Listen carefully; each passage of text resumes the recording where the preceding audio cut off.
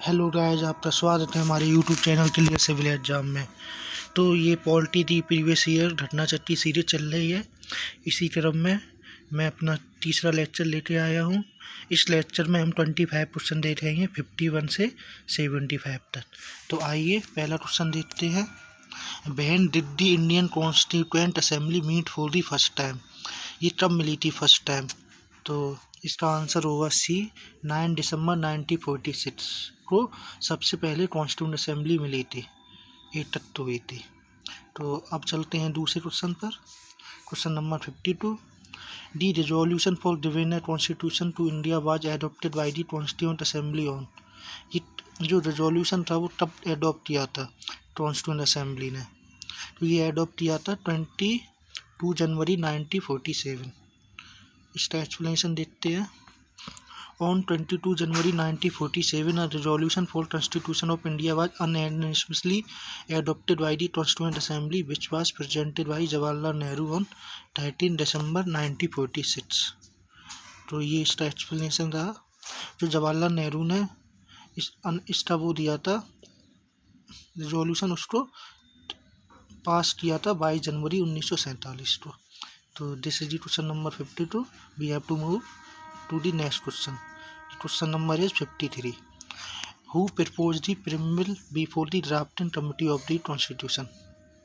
ये आपका क्वेश्चन है, किसने ड्राफ्टिंग कमेटी का जो बनी थी उससे पहले प्रपोज किया था प्रीएम्बल को? तो इसका आंसर ए हुआ, Jawaharlal Nehru is the right answer. Who of the following presented the objective resolution? तो ये सेम ही क्वेश्चन है जो ऊपर वाला है, इसका भी आंसर पंडित जवाहरलाल नेहरू होगा। तो अब चलते हैं क्वेश्चन नंबर 55 पे। ये क्वेश्चन स्टेटमेंट बेस है। तो question number 55, in relation to the formation of constitution of India which of the following sentence is all correct? तो कॉन्स्टिट्यूशन ऑफ इंडिया के रिगार्डिंग कौन सा स्टेटमेंट इसमें सही है? Resolution of object by Nehru affecting the making of the constitution of India, this is the right statement. Preamble fulfils the various important objective, ये भी ठीक है। Peoples of India order directly constitution, yes ये भी ठीक है। Head of the state is elected by the, no. Head of the state कौन होगा? हेड ऑफ द स्टेट होगा प्रेसिडेंट। प्रेसिडेंट प्रेसिडेंट प्रेसिडेंट हुआ head of the state. President किस article में आता है? 52 में आता है प्रेसिडेंट का एग्जीक्यूटिव फंक्शन, और ये आपका 61 का चलता है। 61 में प्रेसिडेंट आता है इम्पीचमेंट। तो ये आपको इम्पोर्टेंट आर्टिकल है, ये याद करने हैं। तो इसका आंसर हो जाएगा 1 2 3 is the right answer. How many sessions of the Indian constituent assembly were conducted for the formulation of the Indian constitution? तो कितने सेशन हुए थे? ये 12 सेशन हुए थे। 12 सेशन हुए थे और कितना टाइम लगा था कॉन्स्टिट्यूशन को बनाने में? 2 year 11 month and 18 days. 18 days इतना टाइम लगा था कॉन्स्टिट्यूशन को बनाने में। तो ये क्वेश्चन नंबर 56। अब हम चलते हैं क्वेश्चन नंबर 57 पर। How much time the constituent assembly to frame the constitution of India? ये अभी हमने जो देखा था वही है जो मैंने अभी बताया था, ए इज दी राइट आंसर। इसका ए 2 ईयर 11 मंथ 18 डेज। ये काफ़ी जो वनडे एग्जाम है उसमें ये सीधा सीधा क्वेश्चन पूछ लेते हैं, और यूपी पीछे 2007 में भी पूछा है। तो अब चलते हैं क्वेश्चन नंबर 58 पर। तो क्वेश्चन नंबर 58, इसमें मैचिंग है, इसमें देखना है क्या इसका राइट आंसर होगा। तो फर्स्ट ऑफ ऑल तो हमें मैचिंग में ये देखना होता है कि इसमें से कौन सा हमको आता है। तो सबसे पहले हमको सबसे इजी ये है, D, chairman of the union constituent committee. इसका हुआ डी का हुआ सेकंड, डी का सेकंड हो गया। और फिर हमको देखना है कि first vice president of constituent assembly. तो ये तो, या ये भी देख सकते हैं originally the only Congress member of drafting committee. तो इसका क्या राइट आंसर हो सकता है? तो इसका राइट आंसर हो सकता है के.एम. मुंशी। तो ये कांग्रेस, इन तीनों में से जो ओनली कांग्रेस मिनिस्टर वो थे मेंबर, वो के.एम. मुंशी थे। ये जवाहरलाल नेहरू ये सब नहीं थे ड्राफ्टिंग कमेटी में। ड्राफ्टिंग कमेटी में टोटल कितने मेंबर थे? 7 मेंबर थे। उसके चेयरमैन कौन थे? बी.आर. अम्बेडकर। और 6 मेंबर और थे, तो टोटल 7 मेंबर थे। तो बीटा क्या हो जाएगा, बीटा थर्ड हो जाएगा, बीटा थर्ड और डीटा टू। अब हम देखते हैं तो ऑप्शन में हुआ ही आंसर बीटा थर्ड और डीटा सेकंड। तो बीटा थर्ड हो जाएगा बी में, तो बीटा थर्ड है और ये आपका डीटा दूसरा है, तो B is the right answer. ऐसे हम तो मैचिंग में करना है, इसमें हम तो 2 ही आंसर बताते फिर भी हमने कर लिया, किसी में तो एक भी पता हो उससे भी हो जाता है। तो आप तो हमेशा मैचिंग तो ऐसे ही करना है अप्रोच। अब क्वेश्चन नंबर 59 पे आते हैं। Who among the following was the chairman of the union constituent committee of the constituent assembly. तो इसमें पूछा है, अच्छा ये जो ऊपर मैचिंग में पूछा था वही सेम क्वेश्चन है। इसका राइट आंसर होगा Jawaharlal Nehru. Jawaharlal Nehru is the right answer.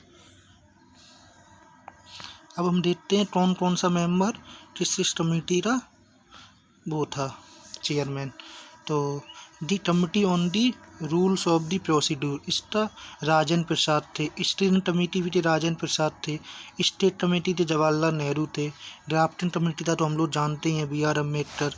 और advisory committee on fundamental right minority tribals and excluded area, इसके सरदार वल्लभ भाई पटेल। और ये जो 2 सब कमिटीज़ हैं इसके भी देख लेते हैं कि fundamental right sub committee JP Kripalani थे और माइनॉरिटी सब कमेटी थे SC मुखर्जी थे। तो ये सारी कमेटी बहुत इंपॉर्टेंट है, इसको हमें अच्छे से देखना है।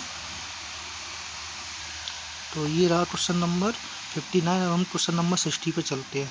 Who was the chairman of the provincial constitution committee of the constituent assembly. तो ये इसका इजी क्वेश्चन है, ये सरदार पटेल। ऐसे याद कर सकते हैं। प्रोविंस तो एक साथ करने में इसका रोल था मेनली आपका हैदराबाद रहा, जूनागढ़ वगैरह रहा, तो इसका तो मेन रोल सरदार पटेल का था। तो यही प्रोविंशियल कंस्टिट्यूएंट कमेटी के चेयरमैन होंगे, ऐसे हम लोग ईजिली याद कर सकते हैं। अब क्वेश्चन नंबर 61।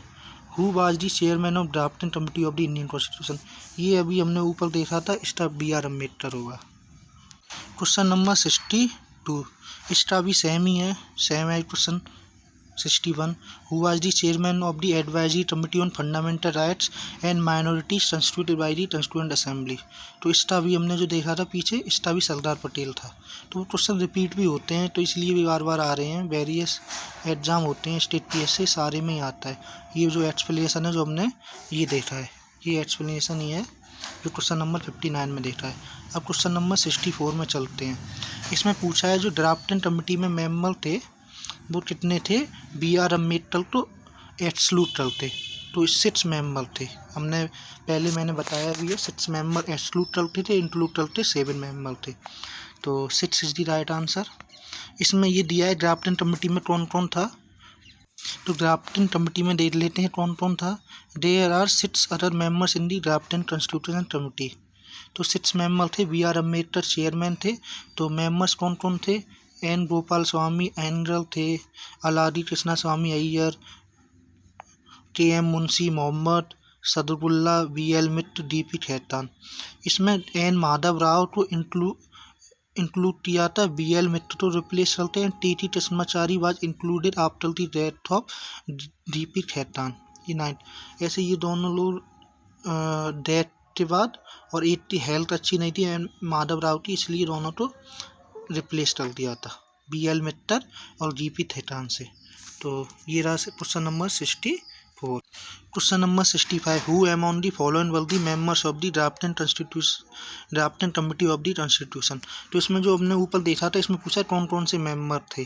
तो इसमें मेंबर एक तो आपके N गोपाल स्वामी थे और एक आपके अलादी कृष्णा स्वामी अय्यर थे। तो इसका आंसर हो जाएगा C, first and third. This is the right answer. So we have to move the next question 66. Who amongst the following was not a member of the draft committee of the constitution। इसमें जो member कौन नहीं थे, अब इसमें question घुमा के पूछ लिया कौन नहीं थे। तो जवाहरलाल नेहरू नहीं थे, तो D is the right answer. तो हम चलते हैं क्वेश्चन नंबर 67 पे। तो ये पूछा है दी कॉन्स्टिट्यूएंट असेंबली सेटअप है drafting committee under the chairmanship of doctor BR Ambedkar. ये काफ़ी फैक्चुअल क्वेश्चन पूछ लिया है। ये 29 अगस्त 1947 को सेटअप हुई थी। तो ये हम लोगों को याद करना है क्वेश्चन नंबर 67 में। और क्वेश्चन नंबर 68 में पूछा है तो कॉन्स्टिट्यूएंट असेंबली के एडवाइजर कौन थे, तो ये BN राव है। ये मतलब कोई सा आप पॉलिटी का बुक लोगे तो उसमें कॉन्स्टिट्यूशन इसी लाइन से स्टार्ट होगी, the BN Rao is the constitutional adviser at the time of the formation of the constitution. BN Rao, तो ये बहुत इंपॉर्टेंट फैक्ट है, ये काफ़ी एग्जाम में पूछ लिया जाता है। तो क्वेश्चन नंबर 68 ये रहा। अब हम क्वेश्चन नंबर 69 पे चलते हैं। The first draft of the constitution, ये सेम क्वेश्चन है ऊपर वाला, तो इसका भी बी आंसर होगा, B is the right answer. अब question number 70, when did the constituent assembly adopt the national flag, तब एडॉप्ट किया गया था हमारा नेशनल फ्लैग कॉन्स्टिट्यूएंट असेंबली के द्वारा, तो ये किया गया था 22 जुलाई 1947 को एडॉप्ट किया था नेशनल फ्लैग। ये काफ़ी इंपॉर्टेंट फैक्ट है, ये भी पूछ लेते हैं आपके जो लेखपाल और ये सब जो ग्रुप सी वगैरह के एग्जाम होते हैं उसके लिए काफ़ी इंपॉर्टेंट क्वेश्चन है। अब चलते हैं क्वेश्चन नंबर 71 पे। Who was the chairman of the national flag committee, तो इसका चेयरमैन कौन था नेशनल फ्लैग कमेटी का, ये doctor Rajendra Prasad is the chairman of the national flag committee. तो ये इसका एक्सप्लेनेशन था। एक्सप्लेनेशन में तो खास नहीं दिया है, यही दिया है, इतना डिटेल हम लोगों को जानने की ज़रूरत नहीं है, बस ये याद करना है doctor Rajendra Prasad is the chairman of the national flag committee. अब क्वेश्चन नंबर 72 पर चलते हैं। The design of the national flag was adopted on the constituent assembly on 22 July 1947।